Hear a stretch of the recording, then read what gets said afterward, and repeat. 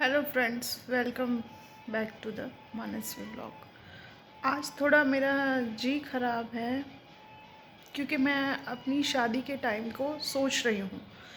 जैसा कि आजकल यूट्यूब पे चल रहा है कि मैंने अपनी पूरी जो भी जर्नी है उसे ओपन करना शुरू कर दिया है यूट्यूब पे। हालांकि मेरी फैमिली, मेरे ससुराल वाले इन चीज़ों के अगेंस्ट रहते हैं और मुझे मना भी किया जा रहा है। पर जिस दिन मेरे मम्मी पापा ने मेरी शादी करी थी वो दिन मुझे आज बहुत याद आ रहा है। इस वीडियो को मैं शूट भी नहीं कर पा रही। मम्मी देखेंगी, बहुत दुखी होंगी, मैं जानती हूँ।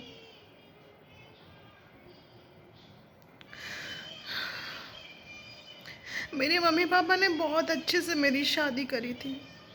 ये नहीं सोचा था कि कभी ये शादी इस तरीके से जाएगी। मेरी मम्मी ने बहुत सारे ख्वाब देखे थे, मेरे पापा ने बहुत सारे ख्वाब देखे थे, पर उन्हें नहीं पता था कि वो कैसे घर में मेरी शादी करने जा रहे हैं। मेरे पापा ने सोचा कि इतना बड़ा ऑफिसर है, बेटी भी हमारी डॉक्टर है, इनका बेटा भी डॉक्टर है, और सबसे बढ़िया बात कि वो एक टीचर का बेटा है। बहुत अच्छी फैमिली होगी, बहुत संस्कार वाली फैमिली होगी। मैं भी बहुत खुश थी कि मुझे, मतलब जैसा मैं प्रदीप से फ़ोन पे बात करती थी, हमारी बहुत अच्छी बात होती थी, तो मुझे भी अच्छा लगा। मेरे पेरेंट्स ने बहुत सारे प्रपोज़ल रखे थे, लेकिन मुझे प्रदीप का पसंद आया और प्रदीप को मेरा पसंद आया था। मुझे आज भी वो दिन याद है। 17 मई को मेरी शादी थी 2019 में, और 8 मार्च को मेरी सगाई हुई थी 2019 में।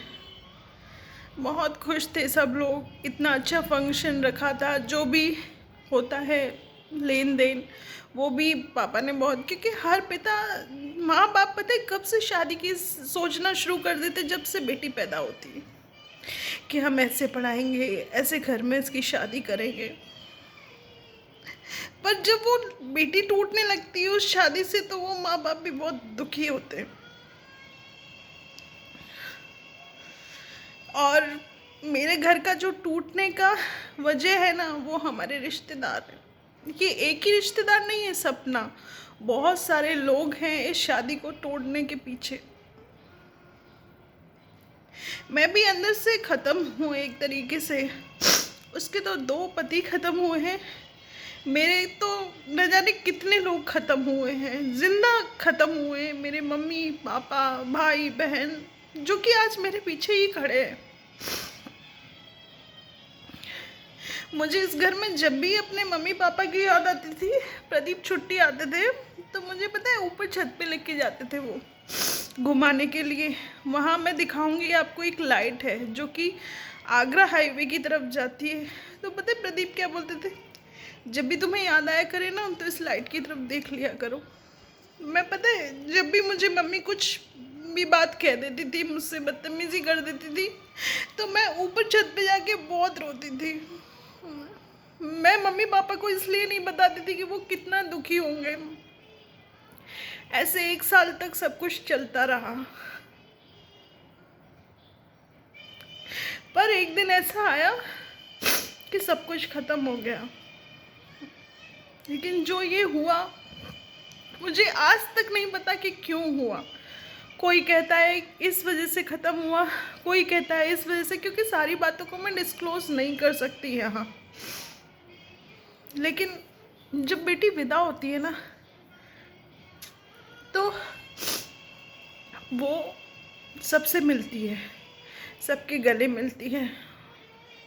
जब मुझे घर पे ले जाके घर से विदा किया गया, क्योंकि रिसेप्शन तो होटल्स में होता है, पर हमारे यहाँ विदाई घर से ही होती है।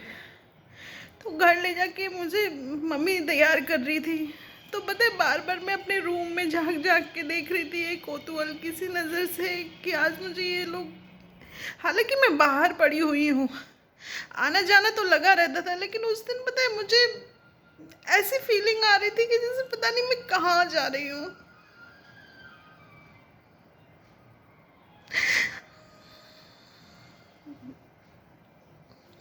जब मुझे गाड़ी में बिठाया गया, प्रदीप मेरे बगल में बैठे हुए थे, मेरे मम्मी पापा भाई बहन गेट पे खड़े हुए थे। मैं अपने घर को ऐसे करके देख रही थी कि शायद अब मैं इस घर में कभी नहीं आ पाऊंगी। पता नहीं क्यों सोच रही थी मैं ऐसा।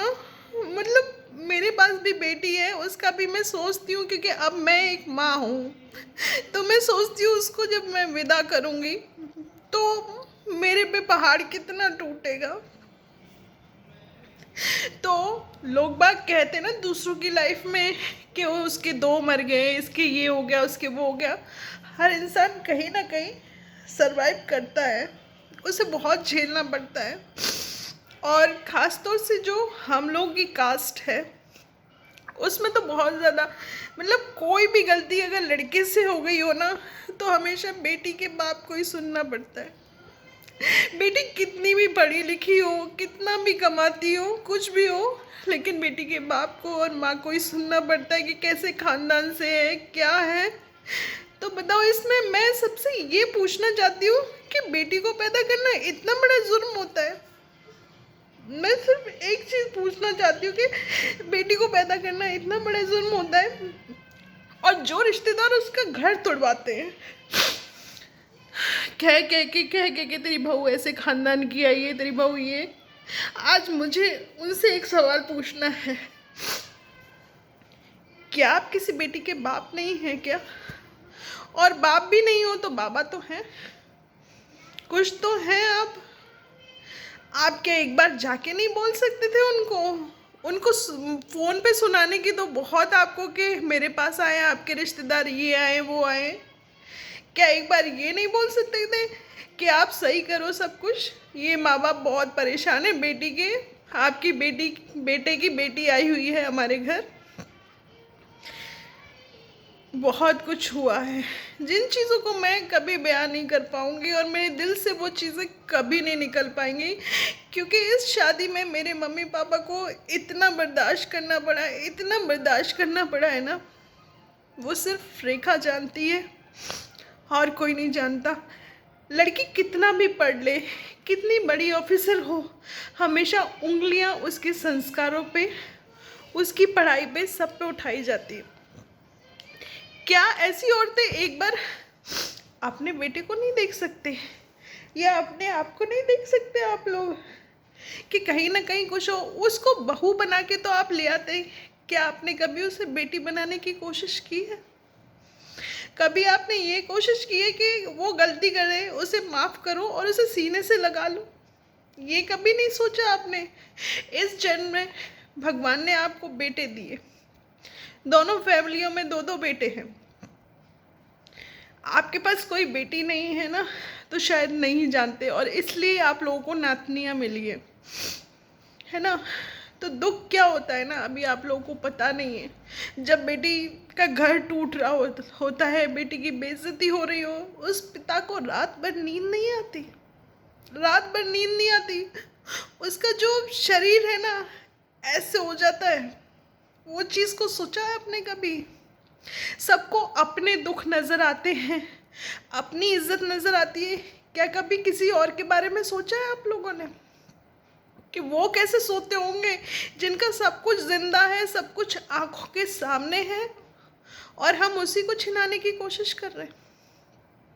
और इस जंग के पीछे एक लोग नहीं हैं जिनका मैं नाम लूँ, बहुत सारे, कुछ मेरी तरफ से है, कुछ प्रदीप की फैमिली की तरफ से, लेकिन मेरे दिल से सिर्फ एक ही बद्दुआ निकलती है कि भगवान देखेगा, और एक जन्म नहीं 7 जन्म देखेगा। मेरी अच्छी खासी हंसती खेलती हम 5 भाई बहन थे, मम्मी पापा थे, हमारी जिंदगी को इस तरीके से आग लगाई ना आप लोगों ने कि भगवान कभी आपको माफ़ नहीं करेगा। ये चीज़ पता नहीं आज क्यों मेरे दिल में आई, जो मैं आज इस बात को रिकॉर्ड कर रही हूँ। और उस पति को सल्यूट है जो कि अपनी बेटी और अपनी बीवी पे सब कुछ जुर्म होते हुए देख रहा है। ठीक है, मेरी गलती कहीं नहीं होगी, लेकिन मेरी गलती इतनी बड़ी नहीं थी कि उसकी इतनी बड़ी सज़ा दी जाए। और क्यों मुझे धोखे में रखा गया? तो मुझे एक चीज़ बताए ना, धोखे में क्यों रखा गया? मेरी शादी मेरे पापा ने इतने अरमानों से करी थी, इतनी खुशियों से करी थी, सब कुछ ख़त्म होने की तागात पे है और ख़त्म भी नहीं हुई होगी तो मेरे दिल में से सबके लिए जगह ख़त्म हो चुकी है, क्योंकि मेरी खुद की भी डिग्निटी है, मेरा खुद का भी सेल्फ रेस्पेक्ट है। क्योंकि जहाँ मेरी कोई गलती नहीं थी फिर भी मेरे ऊपर केस किया गया, और अब जो भी मेरे रास्ते में आने की कोशिश करेगा उसे मुंह तोड़ जवाब मिलेंगे। क्योंकि अब मैं कमज़ोर नहीं हूँ, अब मैं एक बेटी होने के साथ साथ एक माँ भी हूँ, और जहाँ तक मुझे मेरे बच्चे के हक के लिए जाना पड़ेगा मैं जाऊँगी, किसी से नहीं छीनने दूँगी, ना उसका घर छीनने दूँगी उससे, ना उसका पिता छीनने दूँगी। बस यही मैंने इस जीवन में अपने आप से प्रण किया है। और यूट्यूब फैमिली को थैंक यू, जो जो मेरे साथ जुड़ रहे हैं। आपको धीरे धीरे करके मेरी लाइफ की सारी स्टोरी मालूम चलेगी और आपको पता चलेगा कि मेरी ज़िंदगी में भी कितने सारे दुख जो अपनों ने ही खड़े किए हैं। अब इससे ज़्यादा मैं कुछ सूट नहीं कर सकती। जब जब जो जो फीलिंग्स आएगी मैं आप लोगों के साथ शेयर करूँगी। Thank you guys.